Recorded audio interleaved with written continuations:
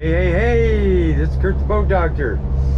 Anyway, I didn't touch this unit at all. I just got it on this screen right here. This 21 striper. We put a new reactor 40 in here, autopilot for the main on that 200. Well, we had someone else do the autopilot, but our guy did it, but he doesn't do them on a regular basis. But they got to remember to bleed the system, especially when I go out here and set this stuff up. Because if it's off, I can feel it right off the bat when I'm out here. It's not a big deal, but I used to doubt myself. So right now I know I'm pretty much on, but it won't. You got to hit that response time up on it a little bit to keep it in a straight line. But once they bleed the steering, it's going to be fine. But see, you can turn it, and you'll feel like I turn right there, and it doesn't move. It takes quite a bit right here. See, it still hasn't moved. So what that's going to do is make your boat do this, or that motor to work back and forth. So it works fine, everything's set up. I did do a couple combos, but you can delete them. That way I didn't touch any of your settings in here. And you got your autopilot, put some data bars over here. I put heading and then course over ground, because I like to compare that course over ground, because of the boat, they're going to be off 5 to 10 sometimes. Sometimes they'll spot on like there's 3 degrees.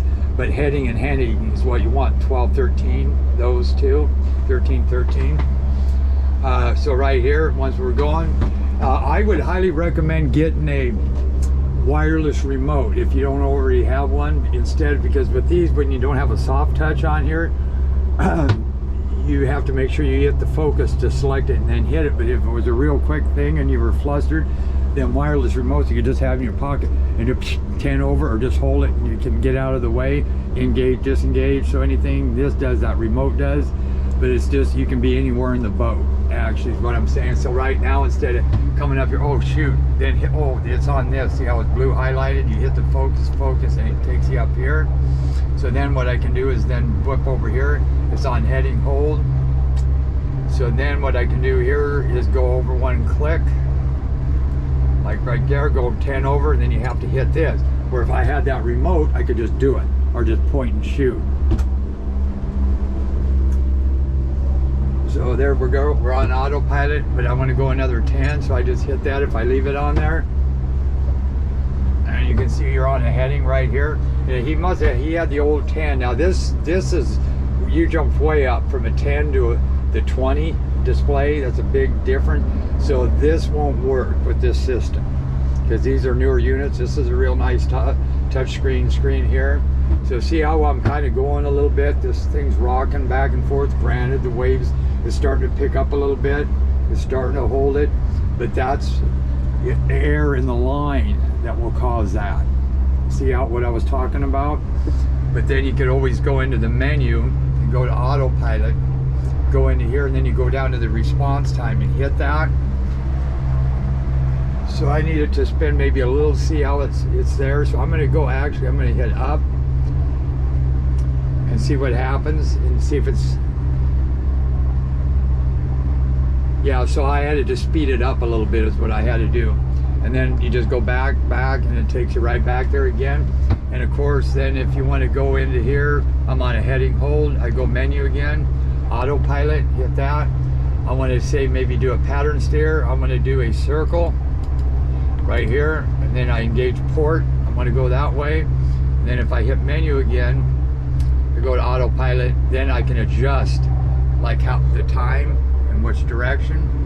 Go back, or I can go on to heading hold. I'm going to let it do its circle. As a matter of fact, I'm going to adjust the circle, and I'm going to go engage starboard. So it's going to push me back this way now. And you've had one, so you kind of get the idea of it. But this is for somebody else that's looking for one. Now this is autopilot on the main. I've been doing quite a few on the kickers. So then you go here and you just hit engage. Now it's going to engage there.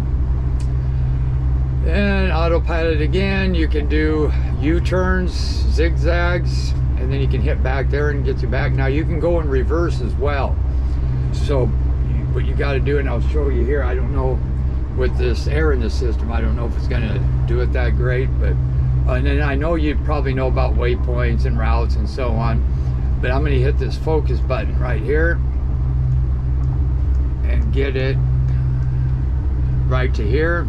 Then I'm going to zoom out on that screen. Then what I'm going to do is use my cursor and go, like, say, up around the corner here, around the railroad bridge. Go down, go up, there, boom, boom, boom, boom, boom, boom, whoop, too much, boom, boom. See what I'm doing there? There, and then one more tap, one more tap, one more tap. There. Then what you do is you hit this button again, and it's gonna load up, and it's gonna say do like auto guidance. You just gotta wait for a second. There. Then you go up, you hit auto guidance, you hit that, and then it's going to say start navigation. You push it, and then it's going to say do you want to engage autopilot? Right there, you hit there.